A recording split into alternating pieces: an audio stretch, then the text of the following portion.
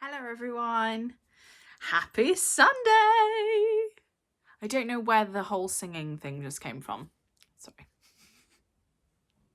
So I am very excited to welcome my next special guest. This lovely lady has been in the theatres for a number of years now, wowing us with her amazing voice, her amazing talent. But very, very recently, she's also been on our screens. Yes, Lauren was a semi-finalist on this year's The Voice. So I am very excited to chat to her all things stage, screen, and anything in between. I'm now a poet. Please welcome my next special guest, musical theatre performer and vocalist, Lauren Drew. Take a listen. Lauren, your first memory of live theatre, what do you remember seeing or experiencing the first time you went to a theatre? So, my very first memory of theatre, and I can't remember for the life of me what panto it was. It was a panto in the Princess Royal in Port Talbot. Yeah. And I think it may have been like a Jack and the Beanstalk panto, and I was just so, in awe of what I was seeing. And it was the first, professional piece of theatre I'd ever really seen. And then, what's really interesting is that as I know I got into theatre, and that has kind of been my life, all my life, pretty much. Yeah. But I didn't actually ever go and see professional shows. I didn't grow up with a lot of money. We didn't go on lots of trips to London. So I went to college, which was when I was 18. It was around about 17, 18, I think it was. We had a trip to London to see Hairspray. Okay. And I was like, okay, so I've completely decided this is what I want to do before actually even seeing it properly, which is hilarious. And then I saw it properly and was like, oh, thank God, I've made the right decision. I'm fully invested and I'm obsessed with everything that I'm seeing. Then I saw Lightning. And then I moved to London because I got into drama school. So then that's kind of how I started seeing shows. But my very first experience of a professional London show was Hairspray, and I was just wow. But I was 18. Wow, that's amazing. No, I love that though. I love that you'd already decided before that point. This is so what I'm doing. I'm so gonna do this. Yeah, I was just I started off as a dancer, and then I was like, Lauren, you can sing. And I was like, can I? We're going to put you as the lead singer. You know that in Fame you've got the 3 singers, so I was the first singer. Yeah. And they were like, we're going to give you that role. I was like, oh my God, year 7. I was like, yes, brilliant.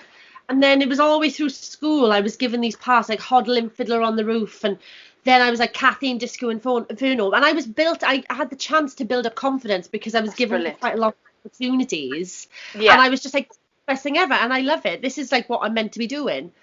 And I'd never actually seen it professionally, which is hilarious, isn't it, really? So talk about your music taste then, your music collection when you were growing up. What did you love to listen to, and how do you reckon that's changed over the years? Oh my gosh, do you know, I've always been an 80s girl at heart. Oh my God, me too. Absolute jazz and funk, funky, disco. And I've always been Shaka Khan, Evelyn Champagne King, Luther Vandross. Yeah. But my first ever album that I bought, which is so funny, was Michael Jackson Off the Wall, right? Oh, and the back album. And I was obsessed with him. And I had his video, when there were videos then.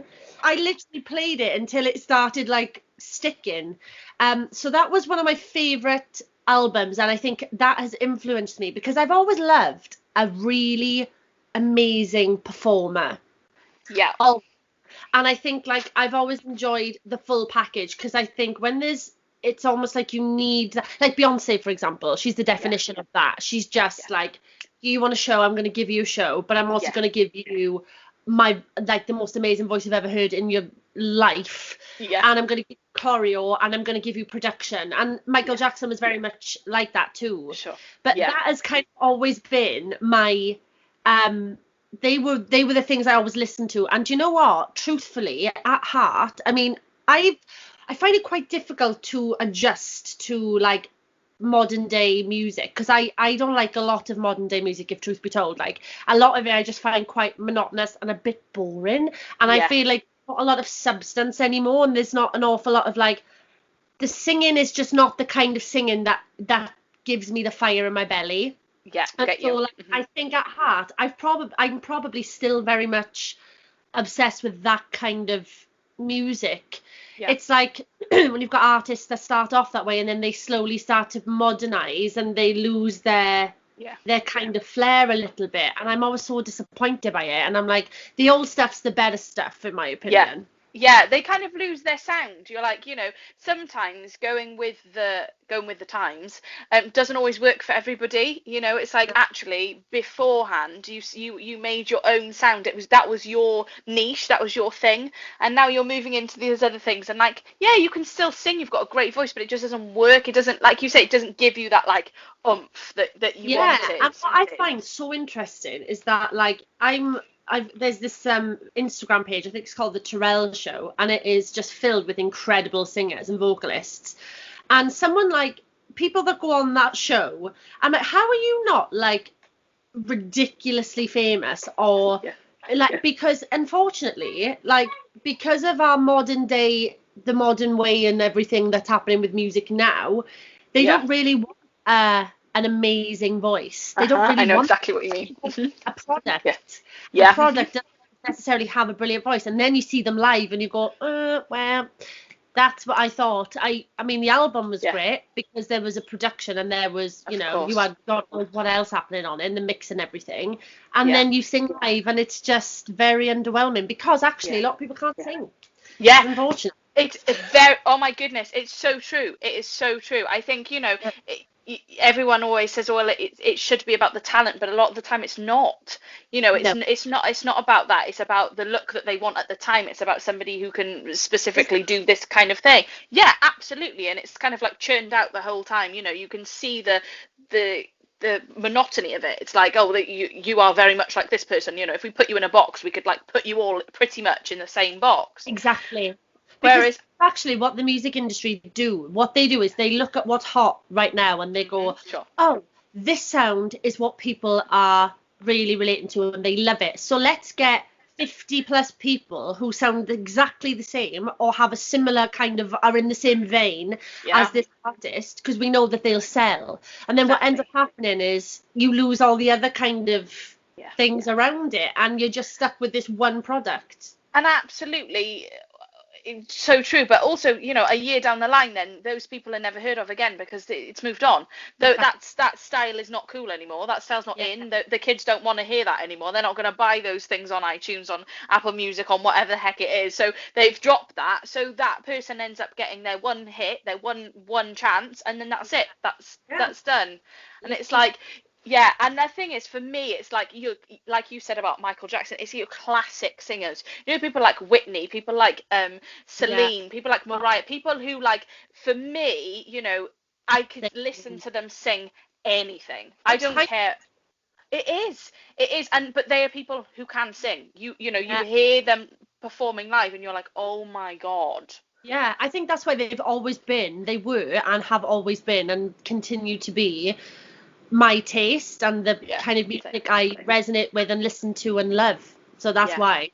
Absolutely. So everyone's journey to becoming a performer is sometimes very different or just slightly different. Talk us through how it happened to you. Right. Well, I started off as a freestyle disco dancer from about the age of 3 or 4.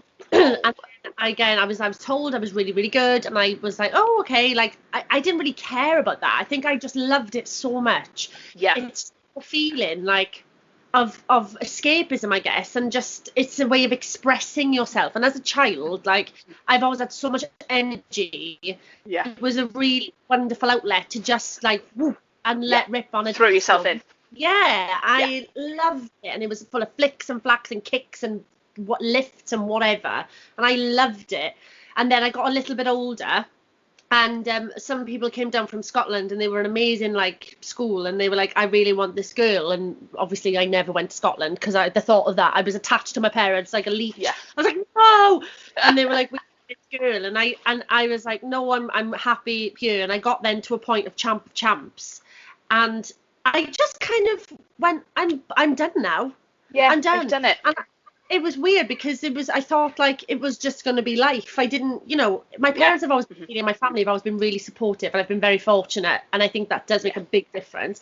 They've never massive. been, what's your plan B? Or you need to stick to this because we have put this into this. Like, For sure. never any of that. And my mum used to come around, when my dad was working, my mum used to travel around the country with me dancing for years, all the glitzy costumes. And then I got to secondary school, and I kind of just went, you know what, like I want my weekends. I want to mix with my friends, and every weekend I was traveling to Newport or I was dancing somewhere.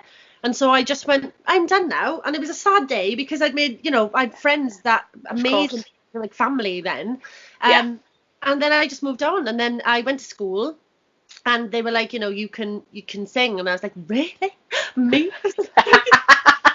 I started just building confidence because, again, like I said, I was lucky because I was given opportunities to progress and to express myself and to gain confidence, I guess, because the more you're on stage and the more you're doing it, the more confidence you build, and it becomes more, So then easier, it's just more like it takes away. Yeah, exactly. Whereas had I not been given the opportunities that I'd had, I would have had a lot more anxiety about getting on stage, especially getting older, when you start to get like really in your own head and the inhibition set in, and you're worried about who's watching and doing. When you're younger, you don't really have that, do you? No. It's very much about very free. So that was a really handy thing, I think, that happened for me. Then I got to, I decided then to do my GCSEs and whatever, and I did like a music GCSE and a drama GCSE, and I decided to go to Neath Port Talbot College, and I thought, well, I have no passion anywhere other than performing, and I know that's what I want to do. I know that I love it, so I'm going to do it. So I went to Neath College, and everyone was like, go to Gorsignan.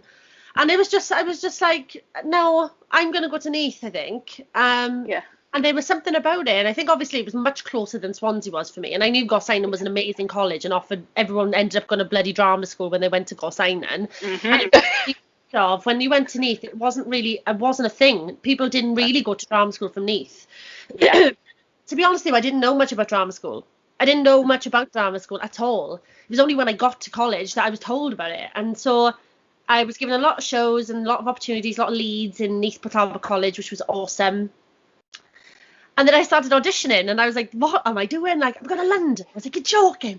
So I trying to do all this research, and I was like, Mountview Academy of Theatre Arts, that is the place I want to go. And I did all the research I wanted to do, and I was like, that is it. So I actually went to GSA. It was my first ever audition.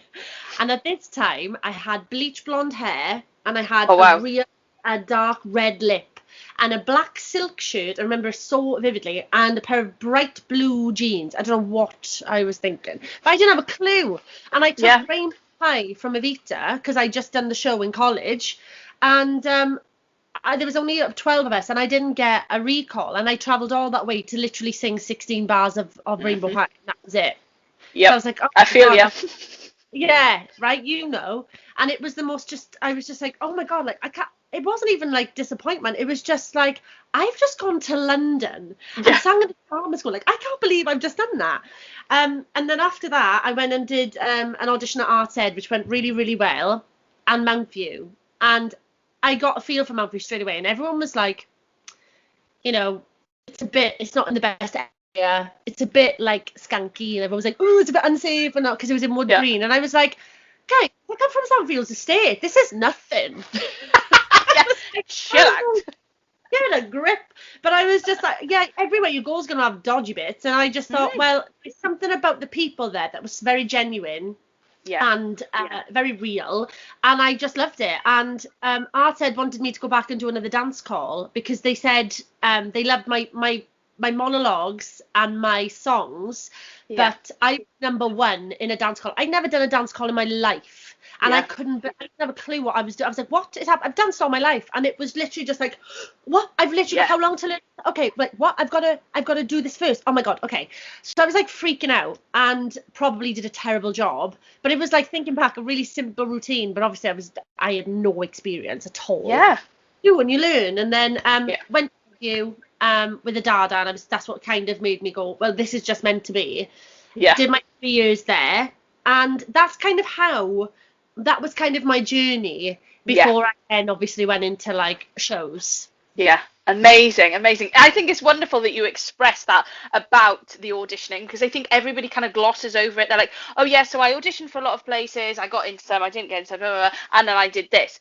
And they just they totally miss out the audition process. It is terrifying. It is. Absolutely terrifying. And I think as well, when you're used to, you've done drama schools or colleges or stuff from the age of 10, you've got this audition thing down. You might still be nervous, I'm not saying that at all, but you know what to expect. You know what is expected from you as well, so you know what to showcase and what to give.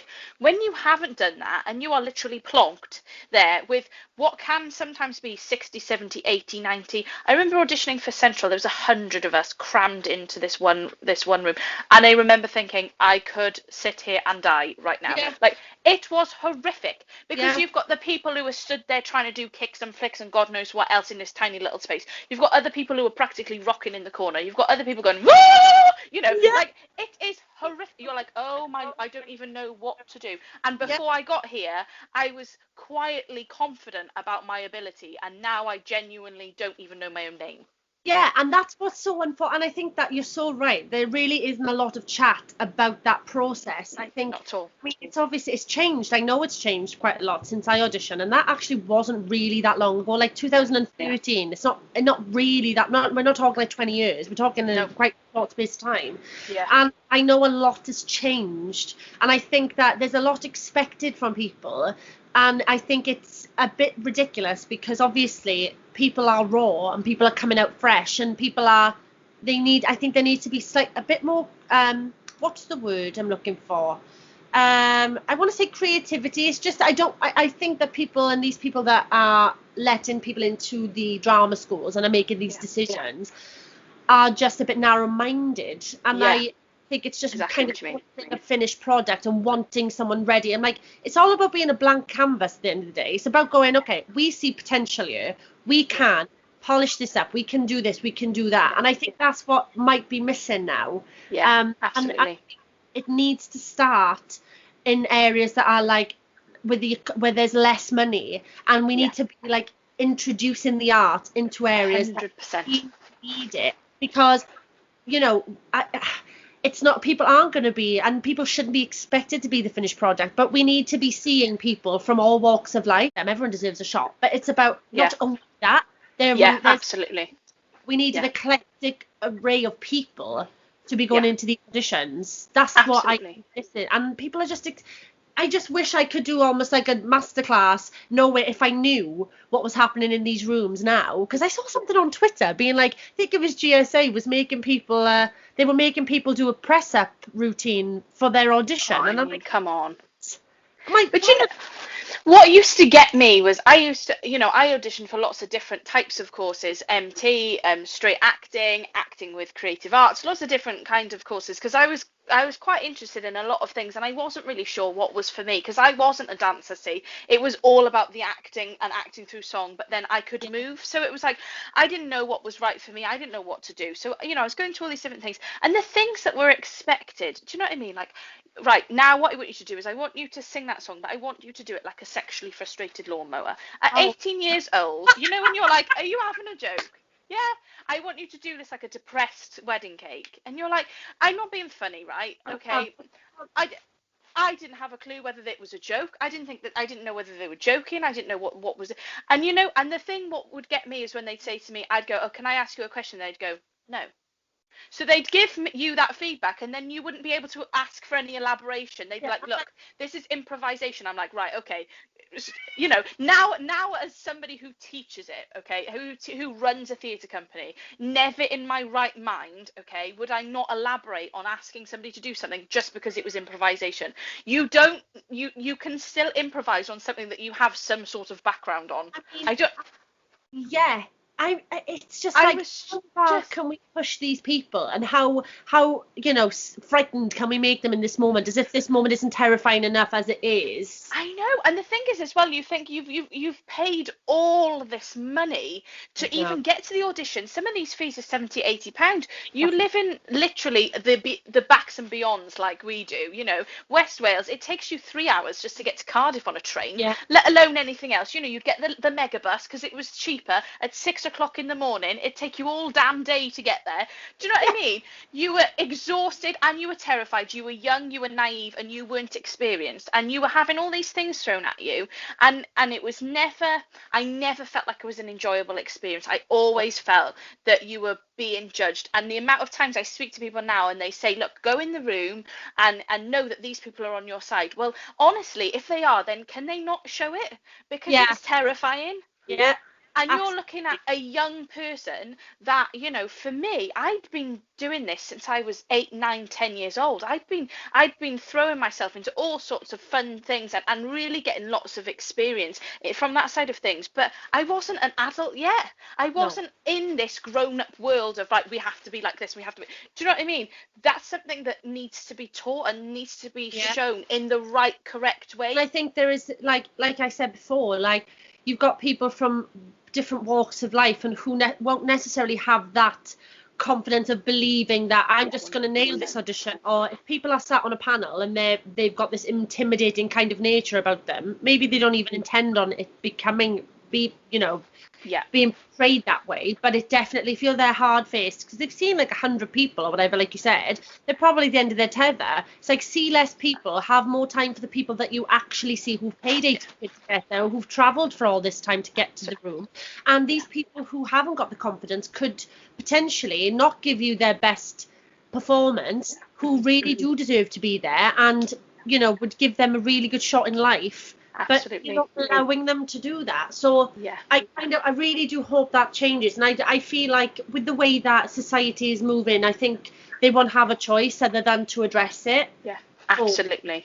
So when you came out of college then, your first professional job, talk us through that. What was that like? Must have been magical. Oh my gosh, it was unbelievable. I'll be completely honest about everything right now. So what happened was, I was in the running for like a load of different shows. I was very fortunate because I'd done my third year shows and I had some agents come in, because that's what Mountview's very good for, showcasing. So they give you the opportunity to be seen. And I'd had auditions for Rent. I'd had auditions for, I'm trying to think, Les Mis. I didn't get any of these shows. I made it to the finals for both of them, right? So I was very funny when I thought, oh my God, I was like, there's nothing I've not got to finals for at the moment. And I was like, this is amazing. But I kept being told no at the very last hurdle. And I was kind of like, you know what, this is still great, because if I'm making it to finals and maybe I'm doing something, I must be doing something right. But I was never landing the job. And I was like, right, okay, so is anything ever going to be right? Am I going to be right for anything? Is it like, oh, you're great, just not right? Or that was really good, just went right. And I was like, oh, I started like getting in my own head about it, and I was really like, I was really quite like, okay, this is the world I'm now entering, and this is the way it's going to be, and I've just got to accept that no is going to happen a lot more than yes. And I found that out very, very early on, which I think is a really, really positive thing, because I do feel I do feel that if people leave straight away from drama school and they haven't had a lot of audition experience and they just get told, yes, here's a job, here's an amazing cover, here's a leading role, what are you learning? I just think there is a very clear, and I've got to be honest, I see it quite often, that I go, you haven't learned the industry, you don't understand the industry, and it's like the different kind of expectations. And I feel, okay, I'm glad that I have had the journey that I've had. Yeah. So then I went for this audition for Ghost, and I was like, I'm obsessed with this. This is, oh my God, that cat! Yes, sorry. I'm very invested in what you're talking about, but she has just jumped on me, and I'm like, Bean. She's like, hello, everyone. She's like, I want to be on the stage. Yeah, in you come. I'm obsessed with her. Just the tail as well. She's like, I'm here. Oh, she's a madam. She's an absolute madam.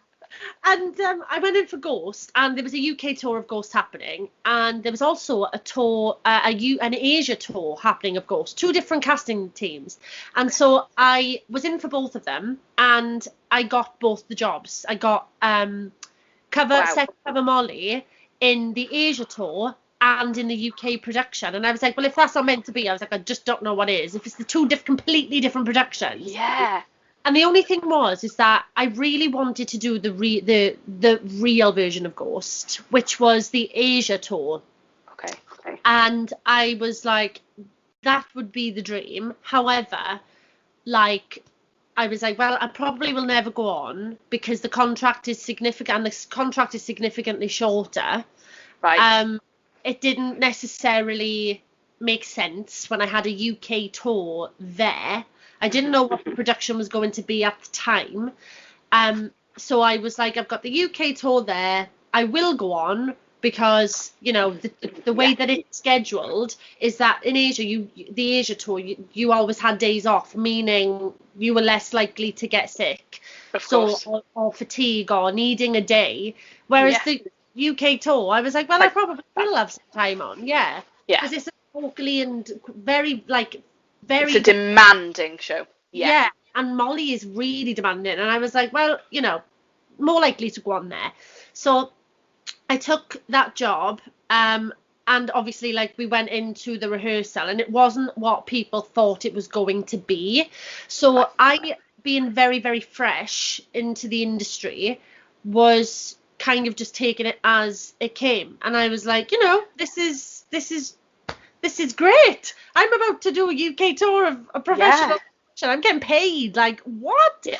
And then obviously I had people being like, this isn't usually what would happen, or things are a little bit different to how you would expect, and, you know, the cast and things like that. But we had a really, really good time on that job. Amazing. And I met my boyfriend on that job.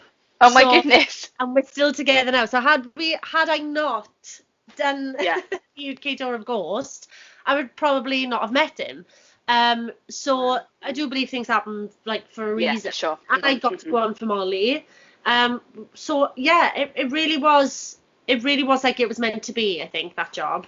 Yeah, absolutely. What is really interesting is that I started off with Ghost, and I was like, I know that I'm right for this show.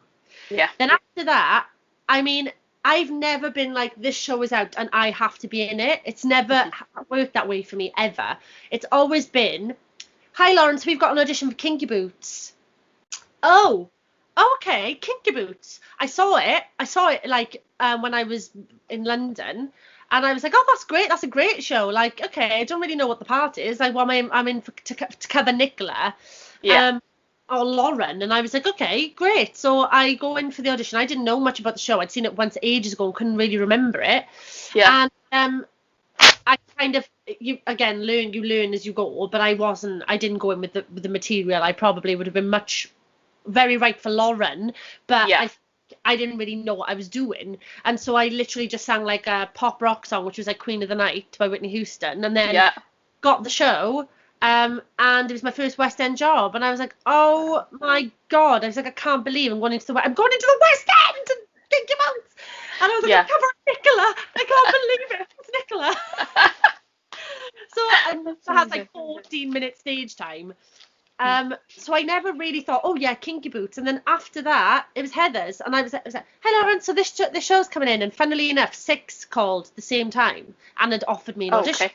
So I went and did the whole audition process. This is when I first went to the West End, and I got given the swing role, which was the only swing at the time, and she covered all of the queens. And I was like, I don't really know the show. Like, what is it? My friend had called me and was like, I've seen this show on Edinburgh Fringe, and it is amazing. Like, you'd be amazing. Like, you have to do it. You have to be seen for it. And I was like, Greensleeves? Techno? I was like, what? I was like, are you all right? Like, really? Little did I know, I was like, I think I'm going to do Heather's, because I'd already got given the job. I loved what I'd done in the audition. I knew of what I knew of the show. I was like, oh, this show was amazing. And I got given 2 covers. So I picked Heather's. I didn't really know much about that either. Then I watched the film, did all the research after that. Then after that, it was Sweet Charity. I've never thought about doing Sweet Charity in my life. Never. Yeah. It was at the Donmar, and I was like, if that is like absolute like Yeah. dream to say I've performed at the Donmar. Oh yeah. Mhm. It's like, okay, like let's go for it. The most bizarre audition experience ever. And then I got that job, and again I was like, never thought I'd be doing Sweet Charity, never. But again, that had a very like contemporary edge to it, which is why I Yeah. fitted quite well into that. And then it was Evita. I've always loved Evita. Yes. Great. And I didn't get the job, first of all. I actually got told after the dance call, which was months before, that I'd been cut after a dance call. And I was like, oh, okay, fine, move on, fine. Months later, I'm about to finish my contract at Sweet Charity, and I get a phone call being like, so Evita have called. I was like, wait, the same Evita that I got cut from like 3 months ago. My agent's like, yeah. And I was like, what? And she was like, they're looking for a cover Ava. I was like, right. And then they've called you in. And I was Oh like, my God. oh my God. I was like, okay. So I literally go to this audition, and there's only 7 girls in the room. I had to do a dance call. I had to do all the material for Ava, and I had to sing Rainbow High like 7 times to basically show my. It was basic. I think what he was doing was seeing my stamina and how if I could manage to do it. Yeah. And I had to do all the other material. I did all the scenes, and then that afternoon, like 4 o'clock, I got a phone call. I was literally about to do the show. I was like just going down to warm up. It's like, you got the job, and I was meant to be finishing Sweet Charity in like 2 weeks. And I was like, after this is finished, and I had like a day off, and or whatever, it's been ridiculous. And then I went straight into Evita, Regent's Park. I was like, oh my God, like what is happening? So I did that, and then 6, I knew I'd had 6. And then as it worked out, I had 1 day off after Evita had finished and went straight into 6 rehearsals. Oh my God. I've literally, and that's the thing, like as much I am so grateful, and I've had the most amazing run, like so far. But like, oh my God, it's tiring, and it's so exhausting, because I literally only been doing shows since 2013. I haven't stopped until the pandemic hit. That's it. Wow. So I just went like, whoa, this is a really weird feeling, because I've not done anything. And when you're in show mode, you've obviously, like, you live a very different life. You can't just do things. You can't just like, you've got to take a lot, your body and your voice and everything and your health into consideration. And that is tiring, because, like, you've got all the time you're going to bed, and you've got to think, like, it's amazing, and I've loved every second of it, but it is challenging. And I never thought these are the shows I like have to do. It's just kind of happened. Yeah. And I say this to everyone whenever I do Zoom workshops and I'm teaching them. I was like, there is literally one version of you in the whole world. Yeah. One version of you. So be you, because you could be what someone is looking for. And if you're trying to fit some mold that they may not even want you to fit, to see you for what you are and what you can bring to the table, Exactly. And also, I think sometimes you can focus too much on the sound, the look, the this, that. When you meet people and you get talking and you're like, do you know what? For whatever reason, you are it. You are what we're looking for. And actually, when we started looking visually, sound, everything, you would not have been. I'm going to be honest, you would not have been what and like initially you're like, what? But then you think, great, because honestly, they want somebody who they can work with. What is the point in finding somebody who fits this glorious mold that you've got? And they are the biggest pain in the backside to work with. Nobody enjoys being with them. They don't take on criticism. They don't take on advice. They don't, they think their way is the best way, but they're brilliant. And you're like, well, there are other people that are just as brilliant in different ways, but are actually such a great people to work with. 100%. So is there another side of the creative arts that you really are kind of like fascinated by? And if you were given a day to go, right, you can go into the costume cupboard, you can go stage management, you can do tech, what would you go, oh yeah, that? Oh, that's a really good question. I've never been asked that before. I wonder if it would be sound. And I know that sounds ridiculous, but I think, like, I have a real fascination with how they manage to just, like, smash it. And there is so many different things And I'm like on the desk, and I'm in awe of it, because I'm not a techie person at all. Oh God, and me neither. actually was, because I'm terrible at it. And it's like, I look at like my friend Gemma in 6, and I'm just like, mate, like how do you do this? Yeah. Gemma and Matty, they're just amazing, and I think it's Yeah. such a skill. I'd love to understand it. Yeah. You know what I mean? Yeah. Just, and that feeling of like accomplishment when you're stood there and you're just hearing like, yeah, I did that. You know what I mean? Yeah. Yeah. Probably that. Awesome. That's amazing. That's brilliant. So we're going to come on to The Voice now. We have to talk about it. We have to talk about your experience on The Voice. What was that like for you? Oh my gosh, what I would say a whirlwind, because I got approached in the first lockdown to do The Voice, and was asked, do you want to do The Voice? My agent called me actually, and I was like, oh, I've been asked so many times to do it, and I've got like, you know how people scout and that's their job, and they were like, you know, do you want to do The Voice, like blah blah blah. And then I had a friend who was like, I did Kinky Boots with, and he then was working for the ITV, and he was like, so you should do The Voice. I was like, no, like, and that was also in the first lockdown. Yeah. So I'd already said no. And when my agent called, she was like, look, this is the case. They've asked if you want to do The Voice. I think it's worth a shot. And I was like, really? I was like, I don't know. I was like, what are the pros and what are the cons here? And she was like, I don't really see how there can be cons. Okay. She said, because, you know, at the moment there's nothing happening. Nothing. True. At all. So she was like, this is going to be an opportunity if you get a blind audition, because this doesn't mean you've got a blind audition. This just means you've accepted the possibility of getting one. Yeah. And so, okay, nothing else is happening. It's a big platform to showcase yourself when nothing else is happening. And I was like, oh, you're actually really right there. And I was, but what if like no one turns? I said, it's not the fact that I care that they didn't click with my voice. What I care about is, what if I mess up? What if I can't produce what I know I can do, and I'm on TV and I'm on this stage with this big platform, and that's on YouTube forever? I'm like, I don't want that. And she was like, that's not going to happen to you. And she was filling me so much with she's just like amazing. She was filling me with loads of confidence, and I just went, I'm just going to have to work my socks off and make sure that like I am ready. I said, okay, let's do it. I literally had about 20 Zoom calls before I even found out I had an audition. Blimey. Right? I was singing songs over Zoom. I was meeting producers over Zoom. I was going through song choices over Zoom. I was sending videos. I then had to go to London and sing, I think, 9 songs.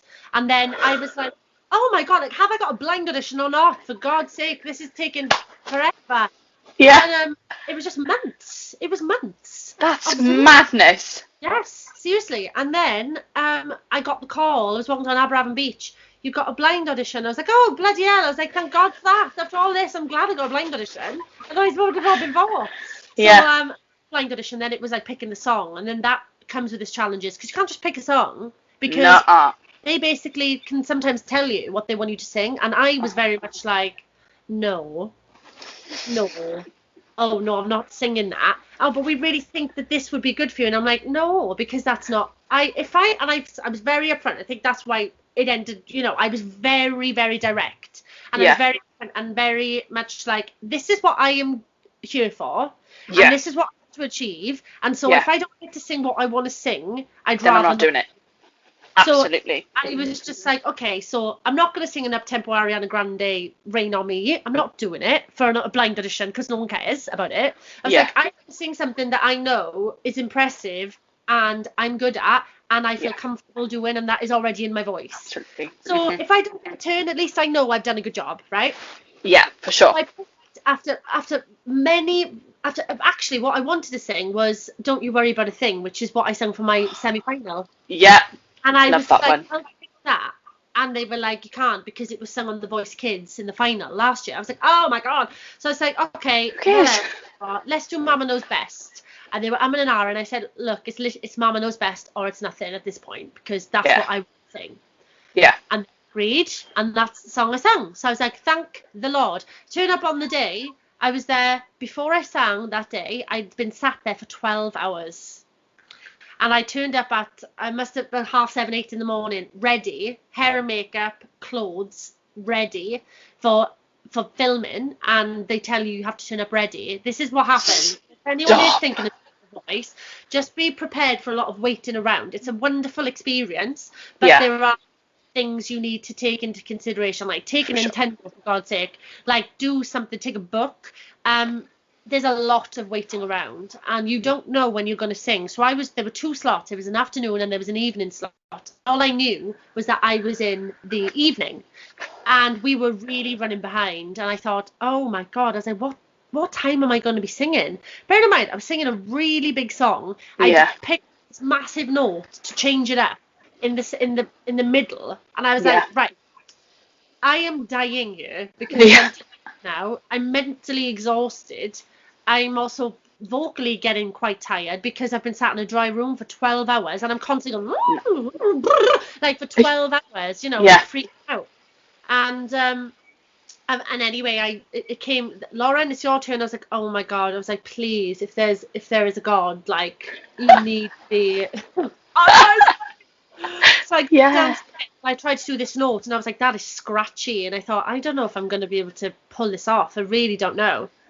And I was backstage and they went, Lauren, on you go. And I just went, give me a minute. And I looked at the floor and I was just like, right, this is happening whether you like it or not, whether it's there or not, it's happening. And I literally just went, boom. And I just didn't look back. And I just looked down and I'm looking at I think I did one big out breath. It's on TV. I was like, whew. And you stood there for like 20 seconds before you sing. Oh, no. A lot of it's cut. Uh-huh. A lot of it's cut. And I started singing, and then within about a couple of seconds, will.i.am turned. And when I saw him, the sound of like woo with the chairs, that doesn't happen. So if you've got your eyes closed, if you're literally so in the zone, you wouldn't even know they turned. Oh my God. Yeah, so he turned around, and then a couple of seconds after that, Anne-Marie turns around, and I was like, oh my God, I'm in. I was like, I'm in the competition. This is it now. It's happened. And then I hit a big note, and I think it did make me relax a little bit because obviously they turned. Yeah. So I could enjoy it a little bit more, but in my head I was going, oh my God, the big note is coming. Can I hit it? Oh my God. And I was just thinking, and I'm so surprised, you can't really tell on my face, but if you were in my head, right, it was literally like, wah!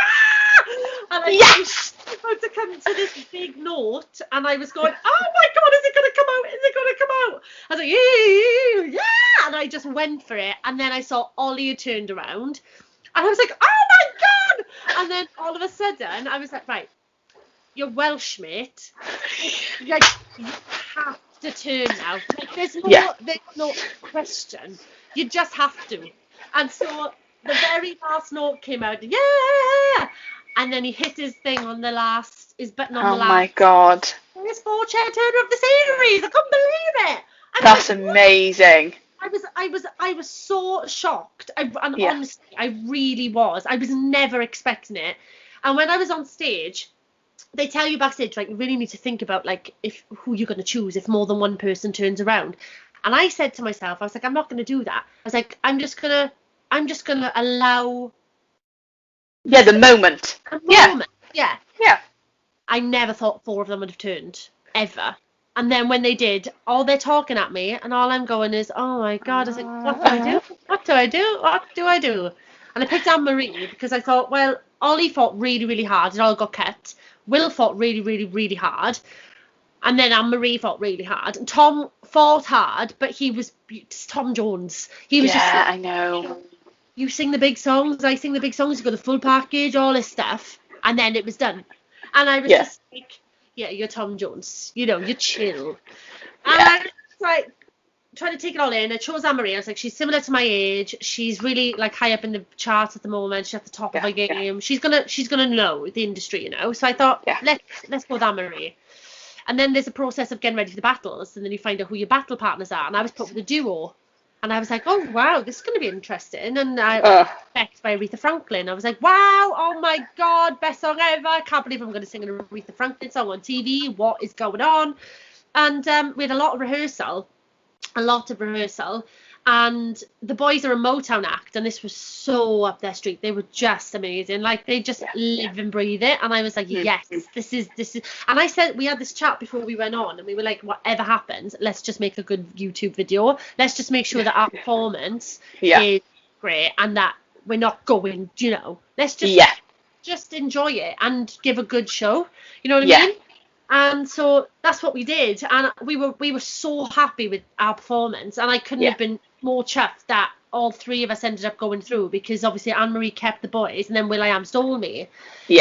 And just amazing, absolutely thrilled. And then obviously the journey into the semi-final started happening, and I had a Zoom call with will.i.am, and I was like, this is another level. I was like, what's happening? Two producers on the corner. Me and will.i.am just talking over Zoom. He's eating his dinner. I was like, what you eating, Will? So funny. I couldn't believe it. I was like, this is just so surreal. Yeah. He's like, hey, Lauren, you okay? I was like, yeah, oh my God. And just trying to act really cool. I was like, yeah, cool. By the way, like, I was on there for half an hour because they told me to turn on the Zoom call 10 minutes early. So I was sat in front of my computer. They were 20 minutes late getting on the Zoom call. I'm sat there for half, and I'm screen like this. and every single time my hair moved, I was always like, trying to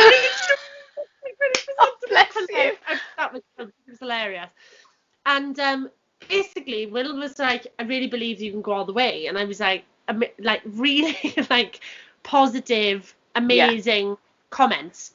And I had the producers, and I was really overwhelmed by it all. And then obviously that call ended, and I had to go to London, and I had to meet him in person, and I met Danny from the script at the same time, which was unbelievable. I was just like, this is ridiculous. And I walk in, and there's a camera crew and all this stuff, and I meet him, and I'm like, trying to be really cool, like, yeah, you're right, because I love him, but like, I've listened to Danny from the script since I was God knows how old, and he was like, my shower song, like, Did you tell him that? Did you tell your song was my shower song? I told him that when they were asking me questions on the camera, and I was like, I should have maybe I'm glad I didn't tell him that. I probably would have thought I was a right creep. And anyway, I was like, he was so lovely, and it all got cut, and I was so gutted. I was gutted. And I think because obviously had I been chosen to go through, a lot of what had happened would have been aired, but it wouldn't have made sense, and it just didn't, the dynamic then wouldn't have been right for the cut and the filming. For sure. I understand it, of course I do. But he was just like, he was so down to earth and so genuine and so lovely. And I was like, I've got two incredible people in front of me right now, like, who are big in the industry. And I'm just like very overwhelmed. The fact that Danny was like, it's one of the best voice auditions I've ever seen. We need to get your voice on a record. And then obviously, like, push came to shove, and I didn't get chosen. And that is literally the way the cookie crumbles. And I was on stage, and I had this lovely thing. I said these lovely words, and I was like, I just want to thank everybody. And I spoke about the theatre industry and how fortunate I felt to have had the opportunity to perform on stage, and it all got cut. So I was really, if I'm being honest, I'm so thrilled with how my performances came across. I couldn't have done any better, especially in those blinking shoes walking down the stairs in my semi-final. God, I can't believe I didn't fall on my face. That's all I thought I didn't fall. So out of breath in my semi-final because I was walking all over the stage in a song that didn't have any breaths written in it, and it was just, but I mean, it was an amazing experience. Really happy with how it came across, but definitely like, it is challenging. It is a very challenging process for sure. So if anyone is looking to do it, just be ready, for it doesn't always go your way. Sometimes things don't make sense, and that is TV, and that is they make the show at the end of the day. That's showbiz. It really is. I know it's cheap, but it is. And so I was so thrilled with how it came across for the semi-finals because it created a lot of noise and a lot of buzz. And I've had a lot of people contact me. I've had, to have those things said to me by people of that caliber, it's just a different. And I mean, another thing which was really upsetting that they cut, and again, it's purely because it's made me it was poignant for me, because I went, if people like that are saying these things to me, then I have to try and crack that side of the industry. And the fact that it didn't show, it was just a bit disappointing, because he was like, Tom Jones's comments all got cut from my semi-final. He was the only one that didn't get to say something, but he actually had a lot to say. And Tom Jones was like, so who are your vocal inspirations? And I was like I said to you, I was like, like Whitney Houston, Beyonce, Ariana, Celine, Jessie J, Tori Kelly. Like, I was naming all these people.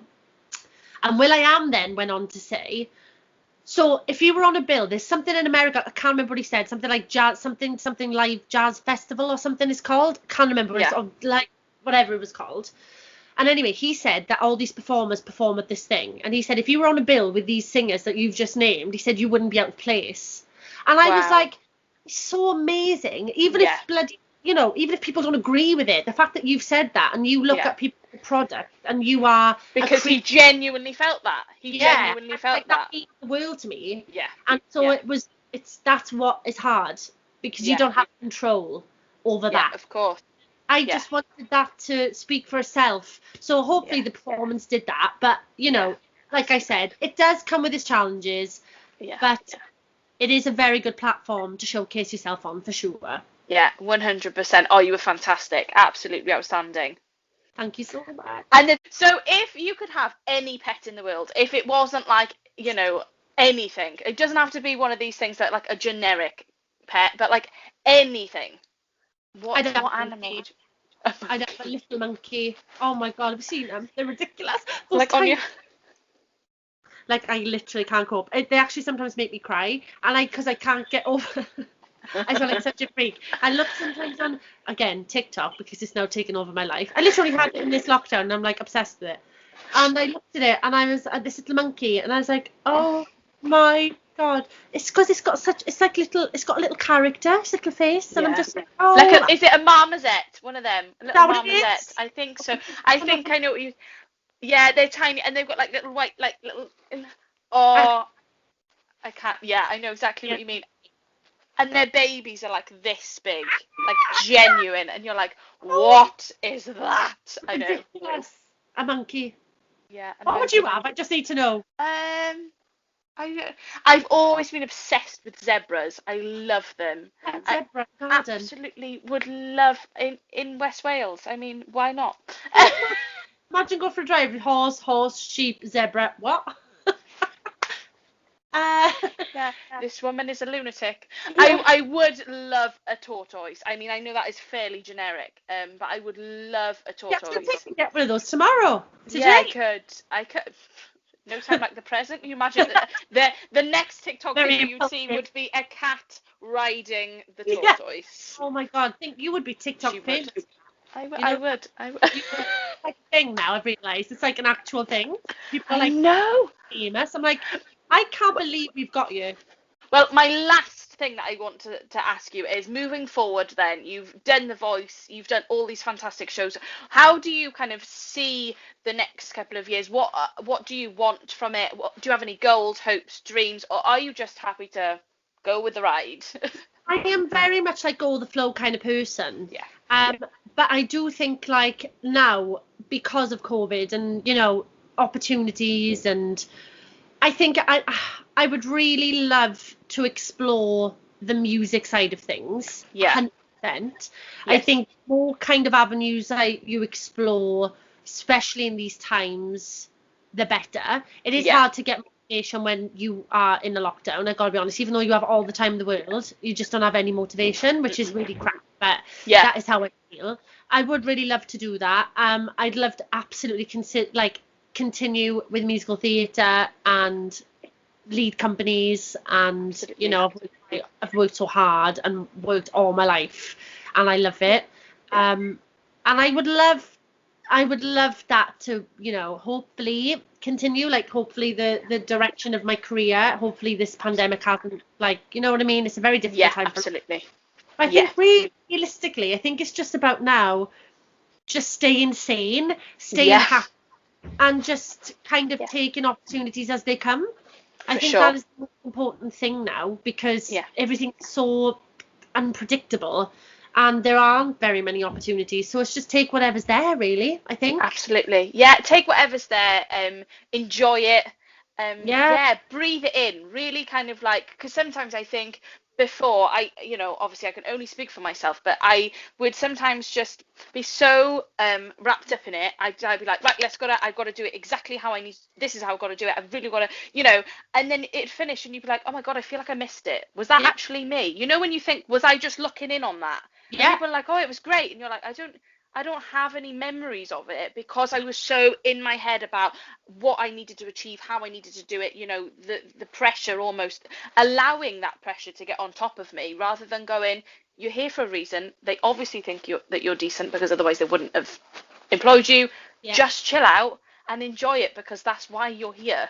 100%. 100%. Couldn't agree with you more. Couldn't agree with you more. And I think that's definitely what we need to do. And the pandemic has been rubbish and pants in a million and one ways. But I think the more we've kind of gone through it, the more we've realised how resilient we are, and how wonderful people are, to just reach out to somebody and somebody say to you, I've got your back. No matter where we are, who we're with, what happens. I might never meet you again in my life. But if I do, we've had that kind of bond, that relationship, or I hear you, I feel you. Yeah, and just don't take things for granted. Like, Yeah. I think there'll be a different level of appreciation now. There will be, for I think. sure. 100%. You've been a gem. We've been on here for what feels like decades. I'm so sorry. I'm so sorry to have kept you all this time. Please don't be sorry. What else is there to do, darling? Nothing.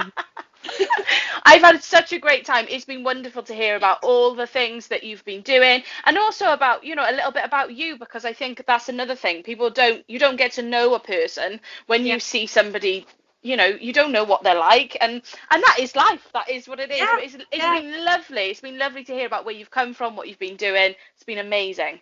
Thank you so much. I've had the best time, honestly. You're a gem. Thank you so much. Well, what I'll do is I'll send you the link when it goes up on the channel anyways, and I'd love to keep in touch. Oh my God, babe, 100%. Take care of yourself, honestly. You. Yeah, take care, and I'll speak to you soon, for sure. Yeah, I'll speak to you soon. Awesome. Take care of yourself. Thank you. Bye. Wow, that was amazing. Thank you so much, Lauren, for giving up your time and chatting with me today. I had the best time. I hope you too enjoyed hearing everything about Lauren's career so far, and we are all sending her the very best of luck and wishes that 2021 will be the year to be back on stage. We believe it. We do. Thank you to everybody for watching. Take care, stay safe, and I'll see you again soon for another episode of Share a Smile.